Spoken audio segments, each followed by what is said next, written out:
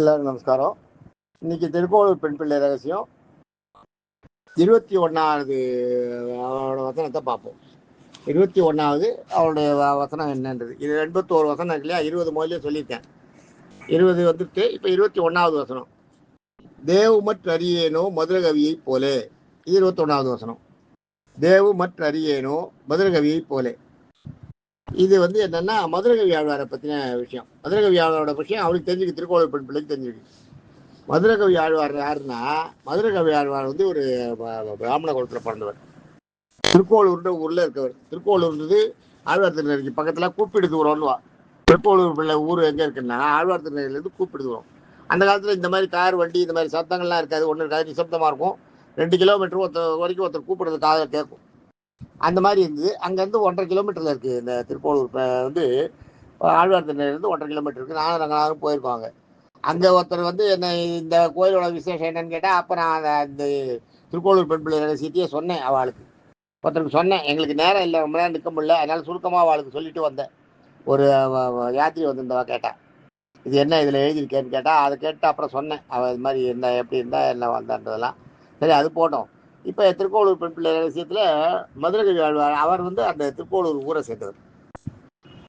வைத்தமாநிதி பெருமாள்னு அந்த பெருமாள் பேர். திருக்கோளூர் பெருமாள் பேர் வைத்தமாநிதி பெருமாள். அந்த பெருமாளை விட்டுட்டு யாரும் போக மாட்டா. நீ போறியேன்னு கேட்கும்போது இவன் சொல்ற, ராமானுஜர் கேட்குறாரு, இது மாதிரி நீ ஏமா போற இங்கேருந்து.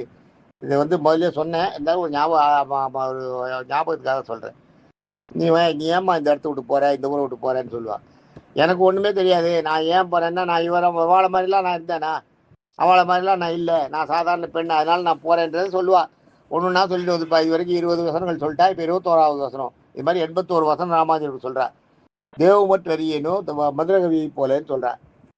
மதுரகவி ஆழ்வார் பிராமண குலத்தில் பிறந்தவர். இதை நம்ம தெரிஞ்சுட்டாதான் இந்த கதையை நம்ம முடிக்க முடியும். இவர் அந்தன குலத்தில் பிறந்தவர். இவர் என்ன பண்றார், தனக்கு தேவையான ஒரு குருவை தேடிட்டு வட தேசங்கள்லாம் எங்கெங்கயோ போறார். அவருக்கு சரியான குரு அமையலை. தேடிட்டு வடதேசத்துக்கெல்லாம் போறார். வடதேச யாத்திரையெல்லாம் போறார். மதுராவுக்கு போறார். மதுராவுக்கு போகும்போது இவருக்கு என்ன ஆகுன்னா, தெற்கு பக்கத்துல ஒரு ஒளி தோணும். தினராத்திரி அவர் அந்த மதுராவில இருந்து தங்கி, அப்பெல்லாம் போன கோயில்கள்லாம் போன 10 நாள் 20 நாள் அங்கே தங்கிட்டு தான் வருவாள். ஏன்னா அவள் நடந்து தானே போறா. அவள் போய் ஆசுவாசப்படுத்திக்கிறதுக்கே 2 நாள் ஆகிடும், 3 நாள் ஆகிடும். அதுக்கப்புறம் அவள் மெதுவாக எல்லோரும் ஒவ்வொரு ஊராக போய் பெருமாள் செஞ்சு, பொறுமைன்னா பொறுமை, ஸ்லோன்னா அவ்வளோ ஸ்லோ. அப்படி இப்போ நம்ம மாதிரி நம்மளுக்கு ஓட்டமான உலகம் கிடையாது. அவளுக்கு பொறுமையாக நிதானமாக இருக்கும். அதே மாதிரி அவளோட தேவைகளும் கம்மி. இப்போ நமக்கு இருக்கிற மாதிரி தேவைகள் அவளுக்கு அதிகம் கிடையாது. அவளுக்கு தேவைகள் கம்மின்றதுனால அதை முடிச்சுக்கிறதுக்கு அவளுக்கு அந்த நேரம் போர்மானது. அது மாதிரி அவள் பண்ணுவாள். அவள் அங்கே போயிருந்தப்போ அவருக்கு தெரிஞ்ச உடனே அந்த இதை அப்படியே ஃபாலோ பண்ணிட்டே வருவார். அப்படியே ஒரு திருப்பதி அந்த வழியெல்லாம் பார்த்துட்டே வருவார். வழியில் எல்லா கோயிலுக்கும் போயிட்டு வர இந்த இது எங்கே தெற்கே வந்துகிட்டே இருக்கும். அந்த ஒளி அந்த ஒளியை தொடர்ந்து வந்துட்டே இருப்பேன். ஆழ்வார் திருநெறியில் வந்தவுடனே அந்த ஒளி டக்குன்னு அப்படியே மறைஞ்சு போயிடும். ஆழ்வார் திருநெறியில் வந்தவுடனே மறைஞ்சு போயிடும். மறைஞ்ச உடனே இங்கே என்ன விசேஷம், இங்கே வந்தவுடனே மறைஞ்சிருது. என்னவுடனே இங்கே என்ன விசேஷம் நாங்கள் இருக்கிற கேட்பா. அவர் போகும்போது எல்லாம் எல்லா இடத்துக்கும் போகிறார்.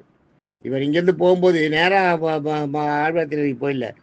அயோத்திக்கு போகிறார், காசிக்கு போகிறார், காஞ்சிபுரத்துக்கு போகிறார், உஜ்ஜயினி போயிட்டு காஞ்சிபுரம் வர்றார், துவாரகைக்கு போகிறார், மதுராவில் வரும்போது தான் அவருக்கு தெரியுது இதெல்லாம். இந்த இடம் க்ஷேத்திரங்கள்லாம் யாத்திரை போயிட்டு வரும்போது தான் அவருக்கு தெரியுது. இது தெரிஞ்ச உடனே அங்கே வரார். அப்படியே ஃபாலோ பண்ணிட்டு வரார். ஃபாலோ பண்ணிட்டு வந்தால் கடைசியில் அது எங்கே முடியறதுன்னா ஆழ்வார் திருநெறியில் இவா ஊருக்கு பக்கத்துலேயே முடியறது. ஆச்சரியமாக இருக்கும் அவருக்கு. இங்கேயே இருந்திருக்காரு, நமக்கு இங்கேயே இவ்வளோ பக்கத்தில் முடியுது என்னன்ட்டு. அங்கே அந்த ஊரில் என்ன விசேஷம், இப்போ என்ன விசேஷம்னு கேட்பேன். அப்போ சொல்லுவா, அங்கே இருக்கா அது ஒரு மாதிரி இங்கே காரின்னு ஒருத்தர் இருக்கார். அந்த காரிக்கும் நங்கை நாச்சியார்னு ஒரு நாச்சியார் இருக்கா. அவள் 2 பேருக்கு ஒரு குழந்தை பிறந்தது. அவள் 2 பேரும் பயங்கர வைஷ்ணவ பக்தர்கள். அவர்கள் விவசாயிகள், வேளாண் குலத்தை சேர்ந்தவா. அவளோட குழந்தை இந்த மாதிரி ஆயிடுது. இது மாதிரி ஒரு குழந்தை பிறந்தது. அந்த குழந்தை ஒன்றுமே இல்லை. நன்னா உருவெல்லாம் நல்லா இருக்குது, மொழியெல்லாம் தானா தேஜஸாக இருக்குது. ஒன்றும் சாப்பாடு இல்லை, ஒரு அசைவு இல்லை, ஒரு குழந்தையோட அந்த ஃபங்க்ஷனிங் எதுவுமே கிடையாது. அசைவே இல்லை, அப்படியே போட்ட மாதிரி கிடக்கும். கண்ணை கூட திறக்காது, அப்படியே மூடினபடியே கிடக்கும். மூச்சு மட்டும் ஓடிட்டு இருக்கும். அப்படியே போட்ட மாதிரி கிடக்கும். கவுத்து விட்ட மாதிரி, திருப்பி விட்ட மாதிரி, அது மாதிரி இருக்கும். அது மாதிரி ஒரு குழந்தை இருந்தது. அந்த குழந்தைய அதான் இங்கே விசேஷம்வா. அதை வந்து கேட்பா. அவர் இவர் என்ன பண்ணுவார், நேராக வந்து அந்த அந்த காரியோட வீடை பார்த்து கண்டுபிடிச்சி அந்த காரி நங்கை நாச்சியார் கேட்டு எங்கே அந்த குழந்தை. ஏன்னா அந்த இடத்துக்கு வந்தோடனே அந்த அந்த ஒளி மறைஞ்சு போகிறது. ஒளி மறைஞ்ச உடனே அந்த ஊரில் ஏதோ விசேஷம் இருக்குது.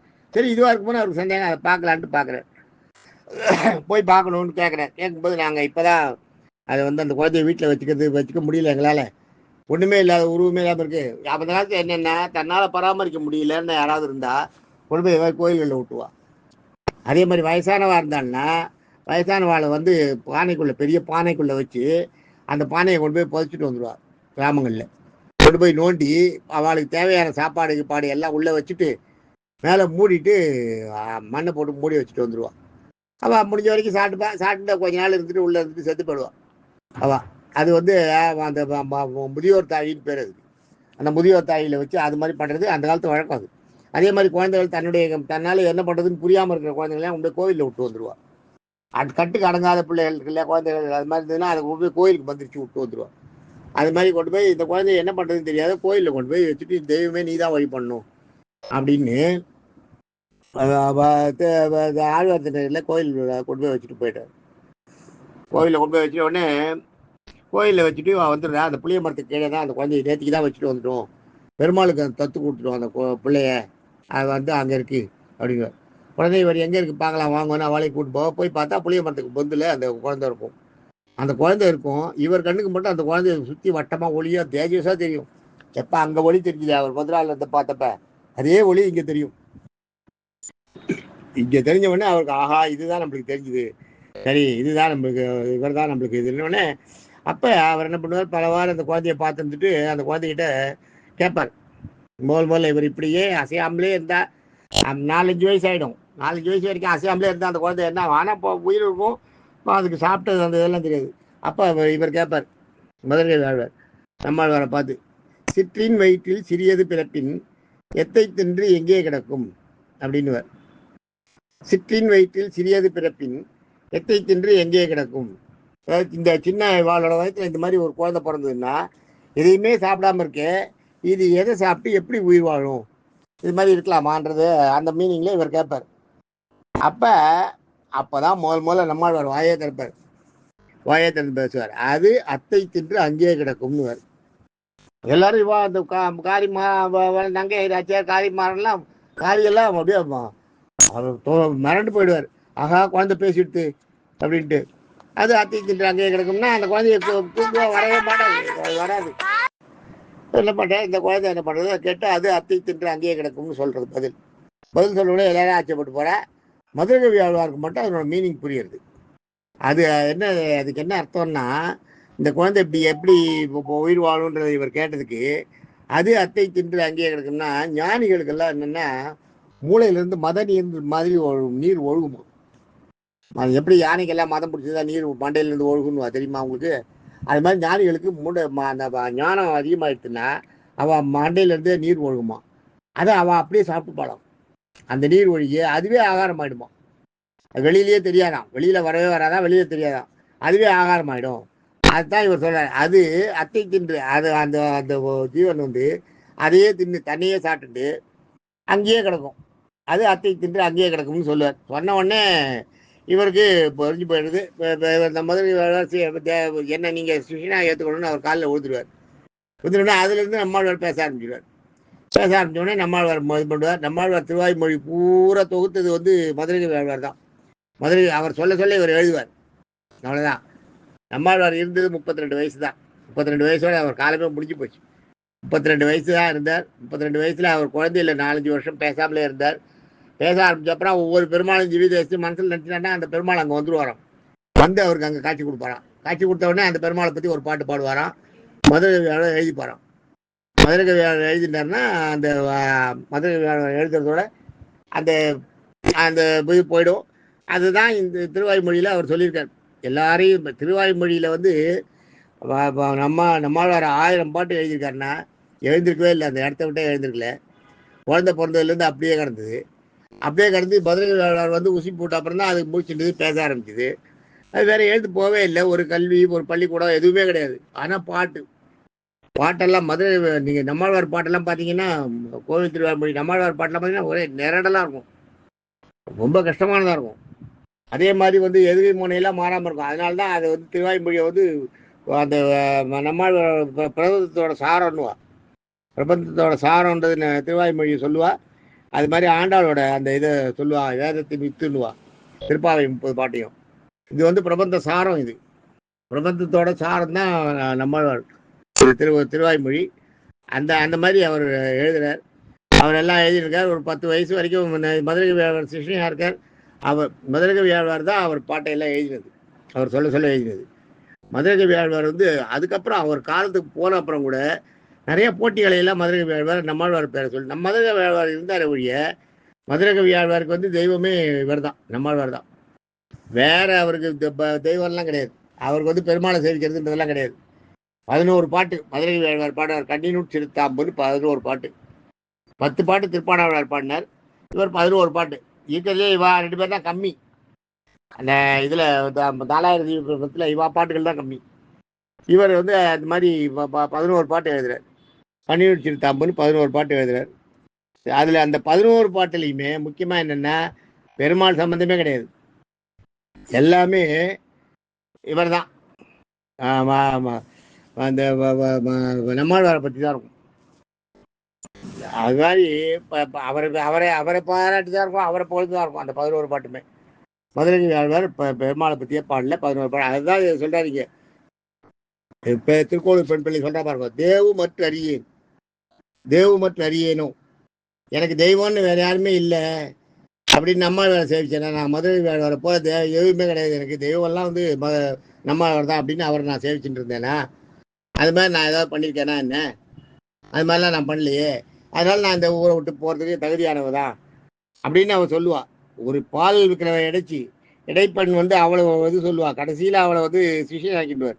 81 வசனம் சொன்னப்பறம் அவளை நீ போகக்கூடாது, நீ என் கூட இரு, நீ எனக்கு என்கிட்ட சிஷியாகிடுது, சிஷியாகி அவளை சிஷியனாக வச்சுப்பா. அந்த காலத்தில் பெண்களை வந்து சிஷியனாக வச்சுக்கிறது சாதாரண விஷயம் இல்லை. பெண்களை சிஷியனாக வச்சுக்கிறது அவ்வளோ ஈஸியே கிடையாது, ரொம்ப கஷ்டம். பெண்களை சிஷியனாக வச்சுக்கிறது ரொம்ப கஷ்டம். அது மாதிரி நம்ம ராமானுஜர் வந்து பெண்களை சிஷியாக வச்சுட்டு இவர் ஒருத்தர் வச்சுருந்தார். இவளை இந்த திருக்கோளூர் பெண் பிள்ளையை வச்சுருந்த பெண் சிஷியாக வச்சுருந்தார். அது மாதிரி உரங்காவல்லியோட ஒய்ஃபு வந்து இந்த பொன்னம்மாள்னு, உரங்காவல்லி தாசரோட ஒய்ஃபு பொன்னம்மாள் பேரழகி, அவளையும் அப்படி தான் வச்சுருந்தார். அவளையும் அப்படி தான், அவளும் வந்து இவருக்கு அடிமை ஆகிடுறா, இவருக்கு தாசன் ஆகிடுறா. இவரை வந்து அந்த அடிமை கூட்டத்தில், அந்த தாசர்கள் அடியார்கள் கூட்டத்தில் அவளையும் வச்சுருந்தார். பெண்களை எல்லாம் கூட வச்சுட்டு பண்ணது இவர் தான். ஆக தேவமுற்று அறியேனும் மதுரை கவியை போல என்றது வார்த்தை இதுதான். கடைசியில் மதுரை கவி வந்து எல்லாம் பண்ணி அவர் என்ன பண்ணுறார், இதெல்லாம் கொடுத்து அவருக்கு எல்லாம் அந்த இதெல்லாம் கொடுத்து மதுரை நம்மாழ்வாரோட பாடல்களை எல்லாம் வெளியில் பரப்புறார். வெளியில் பரப்பி அது எல்லாம் தேவ மறைகள், வேதத்துக்கு ஈக்குவலானதுன்னு சொல்லுவார். இதை சிலர் ஒத்துக்க மாட்டார். பிற்காலத்தில் வந்து நம்மாழ்வார் இறந்தப்புறம் அதை ஒத்துக்க மாட்டான்னு உடனே ஒரு போட்டி எல்லாம் நடக்கும். அந்த போட்டியில் எல்லாம் ஜெயிப்பார், எல்லாரையும் ஜெயிச்சு அதை ஒத்துக்க வைப்பார். சங்கப்பலகையில் ஒரு தரம் கொண்டு போய் அவரோட பாட்டை எழுதி வைப்பார். வைக்கும்போது சங்கப்பலகை வந்து அதை தூக்கிட்டு மேலே முதக்கும். இல்லாட்டா மதுரையில் வந்து தமிழ்னு மதுரையில் வந்து அந்த குளத்தில் சங்கப்பலகை இருக்கும். அந்த சங்கப்பலகையை மேலே வர வச்சு அதை வச்சோம்னா அது முதந்ததுன்னா நல்ல பொருள்னு அர்த்தம். முதக்கில் அந்த இதில் உள்ளே போயிடுச்சுன்னா அது வந்து தோல்விக்கு அறிகுறி. அதனால் சங்கப்பலகையில் மேலே வச்ச உடனே தன்னால் அப்படியே முதந்து இவரோட இதை காமிச்சு தான். அதுக்கப்புறம் எல்லாரும் சங்க தமிழர்கள்லாம் ஒத்துனாலாம், சங்கம் வளர்த்த புலவர்கள்லாம் அவரை ஒத்துனா முதல்ல ஒத்துக்க மாட்டேன்னுவா. இவர் வந்து இவர் சாதாரண ஆள், இவர் வந்து ஒரு நல்ல புலவர்னு வேணால் சொல்லுங்க. இவரை வந்து நீங்கள் வேத வேதத்துக்கு ஈக்குவலாக சொல்லுவார். இது வேதத்துக்கு ஈக்குவலாக இருக்கும் நம்மளோட பாடலான்னுவா. அதை ஒத்துக்க மாட்டேன். அதுக்கு தான் நம்மளோட பாட்டு 2 எடுத்து இதில் வைக்கிறார். அந்த பாட்டு கூட எனக்கு தெரியும், மறந்து போய் சொல்ல வரல. அந்த பாட்டை எடுத்து சங்கப்பலகையில் வைக்கிறார். சங்கப்பலகையில் வச்ச உடனே சங்கப்பலகை முதத்த உடனே அப்புறம் எல்லாரும் ஒத்துக்கிறா. அது மாதிரிலாம் அவரோட புகழ கடைசி வரைக்கும் தன்னோட ஆயுட்கால் முழுவதையும் அவர் வந்து இதுக்கே செலவு பண்ணுறார். அந்த இவரையே நம்மாழ்வாரையே இது பண்ணுறார். கடைசி வரைக்கும் அவர் பெருமாளையே சேவிக்கல, நம்மாழ்வார குருவை தான் சேவிச்சார். அந்த அவரோட பக்தி வசதி ஆகிடுது. அவருக்கு மோட்சம் கிடைக்கிறது. அவருக்கு மோட்சம் கிடைக்கிறதுனா எப்படின்னா, உங்களுக்கு வந்து இது இறை பக்தியை விட ஆச்சாரிய பக்தி முக்கியமானதுன்றதுக்கு அதுக்காக தான் இந்த பாட்டு. இந்த மதுரை கதையே இறைபக்தியை விட ஆச்சாரிய பக்தி முக்கியமானது அப்படின்றத காட்டுறதுக்கு தான். தேங்க்யூ. அடுத்தது நாளைக்கு 22வது பதிகத்தில் 22வது வசனத்தை பார்ப்போம். தேங்க்யூ.